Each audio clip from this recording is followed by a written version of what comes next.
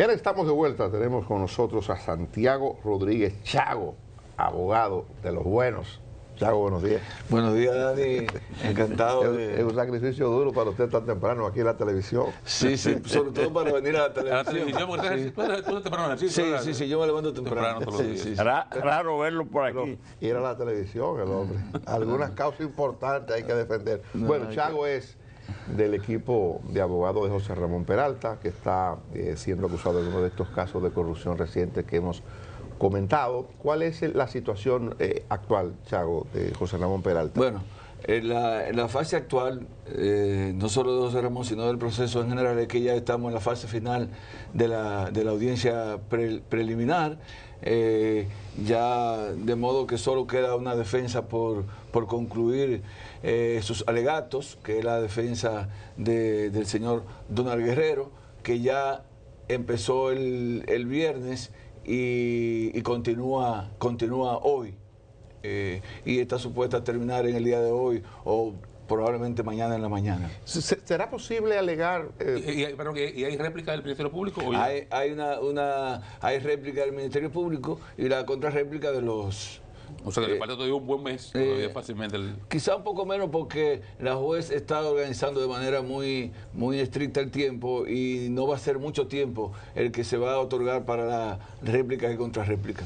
Ayer hablaba Julio Curi, que bueno, de manera tangencial tocaba el tema Donald, sobre la extinción por el tiempo. ¿Pudiera ciertamente, técnicamente alegarse eso y pudiera ser válido también para su defendido José Ramón Peralta? Mira, técnicamente hay un tema ahí de tiempo que compromete el proceso, sobre todo en el tema de Donald, porque ese proceso se inició alrededor del 20 y ya estamos en el 24 y ellos, el 26. En el 26. Estamos en el 26. Ellos empezaron, el proceso empezó como 21, 22. 21, decía Julio ayer. Sí. La primera citación fue el 21. La de él, porque es que yo no manejo bien los tiempos de él, claro, porque ellos lo fueron documentando, la defensa de él muy bien documentada, y hay inclusive una certificación del Ministerio Público, es decir, de la Procuraduría, en donde hace constar que él tenía una alerta desde el 21. Alerta migratoria. Una alerta migratoria que es considerada para los fines una medida de coerción que pone a correr el tiempo. Esa es más o menos la tesis que ellos están planteando, que es una tesis que tiene mucho de probabilidad y mucho de razón. Pero habrá que ver cómo el análisis que finalmente hará la juez sobre la petición, pero ellos han documentado y los argumentos que han esgrimido para sustentar esta petición han sido muy sólidos. Ustedes como abogados de José Ramón Peralta no han utilizado ese elemento. Este argumento no lo hemos utilizado porque es un tema muy vinculado con Donald. Ahora, aquí hay un tema, porque así como el Ministerio Público ha sostenido que el proceso es uno solo y que estas personas están todas vinculadas, ¿verdad? Si el plazo de Donald perimió, entonces de alguna manera eso afecta a todo el proceso, ¿verdad? Porque ellos mismos se han encargado de plantear y de llevar un proceso vinculando a todas estas personas. La jueza no pudiera aplicar la extinción del proceso penal por el tiempo vencido a Donald Guerrero sin que eso se vincule a los demás. Eso podría tener es un elemento a estudiar. Eso podría tener un efecto expansivo hacia todo el proceso. Para fines de la gente que nos escucha o que nos ve, ¿de qué acusación se está defendiendo José Ramón Peralta? ¿Cuál es el trabajo que hacen ustedes para defenderle por la acusación del Ministerio Público? ¿Cuál es? Mira, vamos a dividirlo quizás en dos aspectos. En términos fácticos, que es una acusación que, por cierto, tiene deficiencias profundas en el caso de José Ramón. En términos fácticos, el elemento fundamental que se ha utilizado para involucrar y para llevar a José Ramón a este proceso ha sido la declaración de una persona que el 27 de noviembre del 2021 dijo que le entregó un dinero a Mimilo a Crisóstomo y a José Arturo Ureña. Esa misma persona, el 9 de diciembre del 22, dice que ese dinero, eso está en 2 interrogatorios, contenido en 2 interrogatorios, dice que ese dinero ya él no se lo ya no se lo entregó a estas 3 personas, sino que se lo entregó al señor José Ramón Peralta. Ya eso por ahí llama poderosamente la atención sobre... ¿El mismo interrogatorio? La misma persona. Ah, la misma persona. La misma persona con los mismos interrogadores. Pero no es que él da una versión distinta. Es que dice... ¿Y el mismo monto de dinero? Todo. Es que construye una historia totalmente distinta en un interrogatorio. ¿Y qué otra prueba él aporta de que entregó ese dinero a José Ramón, además de su palabra? No, su palabra.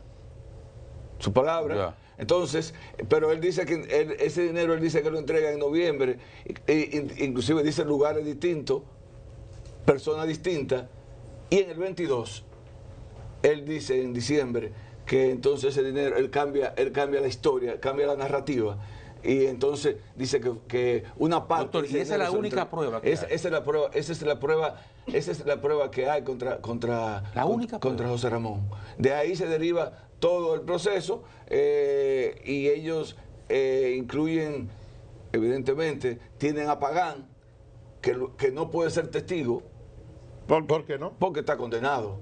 Ah. Y la normativa establece que el señor una persona Pagán, que fue el director de la OISOE. Sí, sí.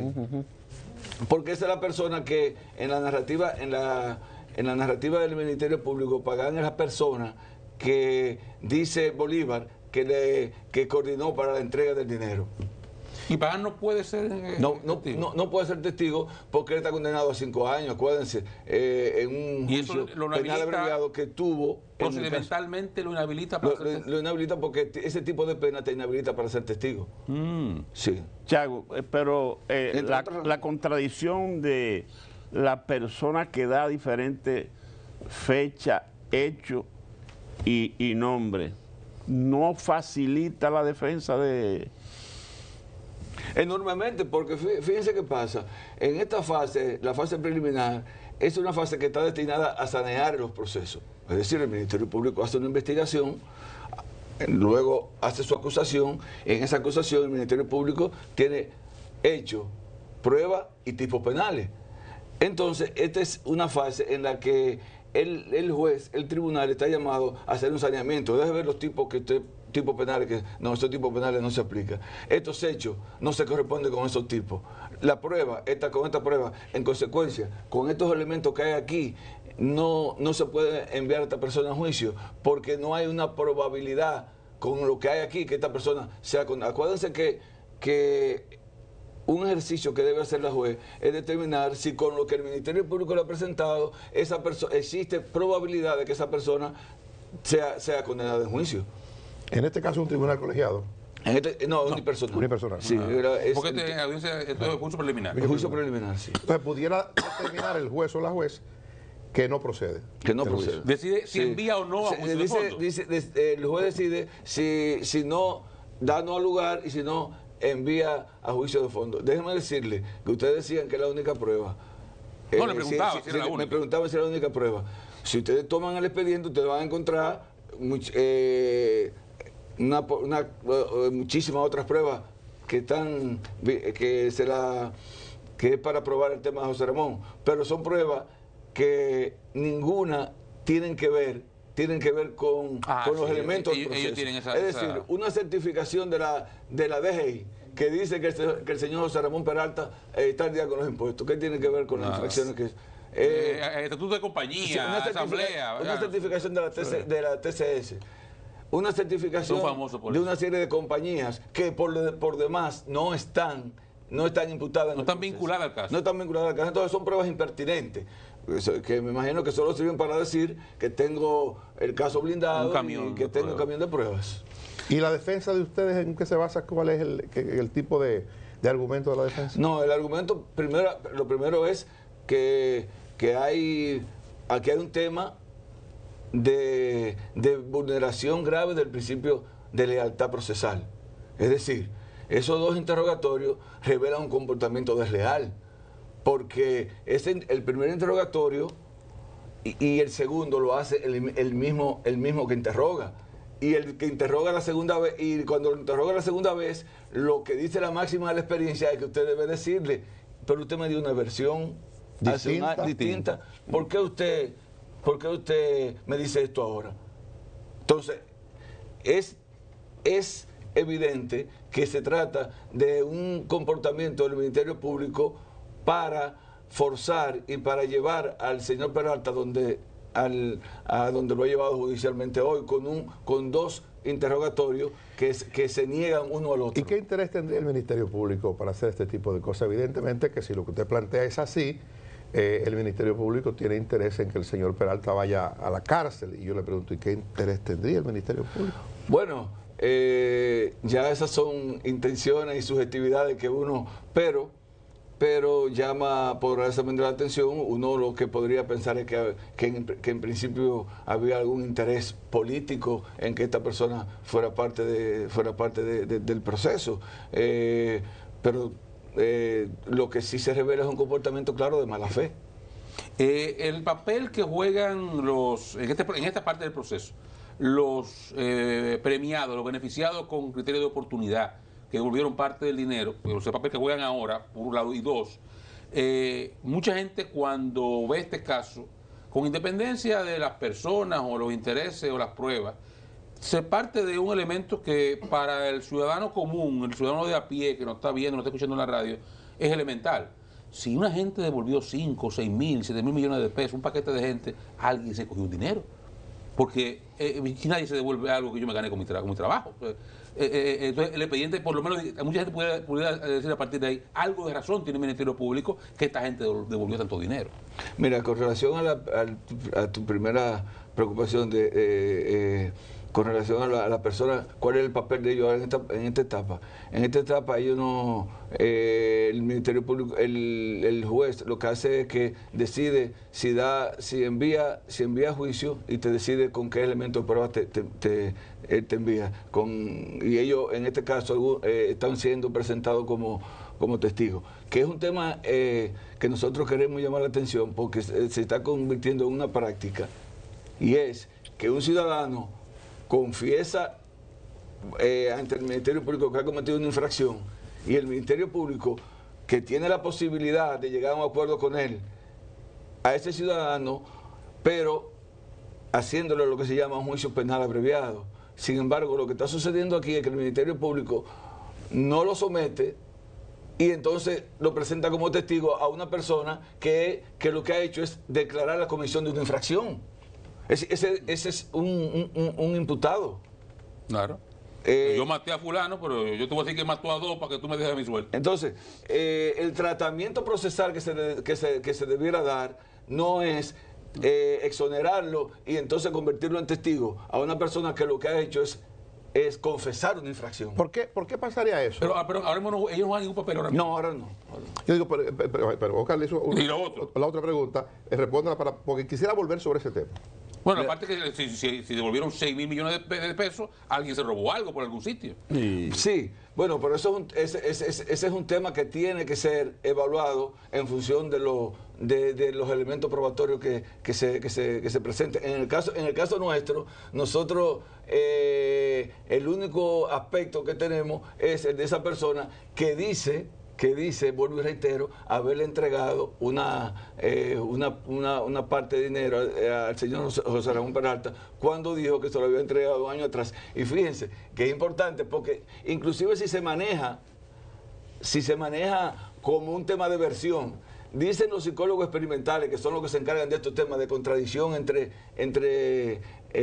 versiones de testigos, si se manejara con una versión, que la versión válida es la primera, la original. Porque la última versión es suponer que en términos de memoria, ¿verdad?, en la que la memoria estaba más fresca es en la primera versión. Es de suponer que la última versión, dicen en materia de psicología experimental, que y así lo tratan los jueces. Bueno, así deberían tratarlo. ¿Para qué es el dinero? Ese dinero que se entregó, ¿cuál era el propósito? Era para campaña. Para la campaña, eso es lo que se dice. ¿Por qué el Ministerio Público está ciertamente haciendo esto como una práctica? Porque, bueno, son reiterados los casos y terminan de la misma manera, justamente con gente que admite su culpabilidad, incluso gente que admite que fue el responsable de crear una estructura mafiosa, luego hace un acuerdo con el Ministerio Público y es excluido del expediente. Yo le digo, ¿por qué esto está ocurriendo de manera tan frecuente? ¿Será que se hace tan difícil al Ministerio Público poder conseguir pruebas? Mira, esto hay que verlo quizás de forma más amplia. Estos mecanismos de negociación son mecanismos que ya existen y al que se apela mucho, sobre todo en la justicia norteamericana, pero son mecanismos altamente cuestionados en otras legislaciones, como la legislación continental en Alemania, sobre todo. Inclusive hay autores en Alemania que lo consideran un mecanismo de prevaricación colectiva. Así, con esa expresión lo califican, mecanismo de prevaricación colectiva. Ahora bien, para ser más específico en lo que nos pregunta, este es un instrumento que, como te digo, existe, que bien manejado quizás puede ser porque está contemplado para cuando el Ministerio Público tiene dificultades para llegar hasta las últimas consecuencias, porque le faltan algunas informaciones que le impiden eso, y hay una persona que puede aportar estas informaciones, que le permite entonces, digamos, redondear su investigación, hacerla sólida. Uno podría decir, bueno, pero tiene sentido que lleguen a un nivel de acuerdo, pero lo que es criticable es que el acuerdo sea un acuerdo en el que el ciudadano devuelva una cantidad de dinero y entonces aparezca en el proceso como testigo y no haya ningún régimen de consecuencias. Pudiéramos negociar mejor. En lugar de 10 años, vamos a negociar que le toquen 2. Exactamente. Y vamos a lograr que usted sea privado de sus derechos civiles durante 3 años, durante 5 años, ¿verdad? Sí. Porque una falta se cometió. Sí, porque es muy irritante. Es muy irritante, independientemente de lo útil que haya sido para la investigación, es muy irritante que una persona que devuelva las cantidades, porque son sumas aristocráticas las que devuelven, sumas altas, reconociendo que esas sumas son producto de su infracción, entonces esa persona, la consecuencia sea que devuelva ese dinero y entonces se convierte en testigo. Sí. O sea, una persona que ha confesado una infracción. Eso es así.